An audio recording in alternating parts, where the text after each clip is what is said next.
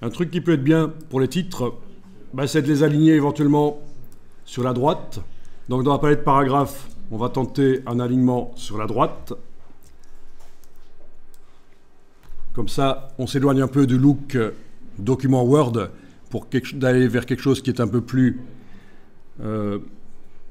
sérieux point de vue mise en page. Alors vous allez absolument éviter de faire des titres et encore moins des paragraphes. Il faut éviter de faire du texte centré. Ce n'est pas très gracieux. Après, c'est un conseil, c'est une règle à appliquer et comme toute règle, elle est faite pour être contournée au cas par cas, parfois, dans certaines circonstances, si on veut faire un certain design. Donc je ne dis pas qu'il ne faut jamais le faire, mais je dis plutôt que d'habitude, il vaut mieux ne pas le faire. Donc, alignement à droite.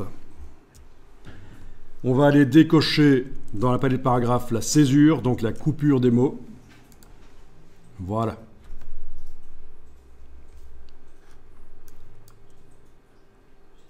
Attention, si vous augmentez énormément la taille du caractère, c'est quelque chose qui se fait de plus en plus, des grands titres, la macro-typographie. Si vous augmentez énormément la taille des caractères, je ne vais pas le faire ici, mais je vous le dis, dès que le mot le plus long du paragraphe n'aura plus la place pour se mettre sur toute la largeur de la colonne, eh bien tout le texte après va disparaître de l'affichage.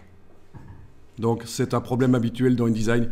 On fait des titres trop grands, il y a des mots très longs dedans, et voilà.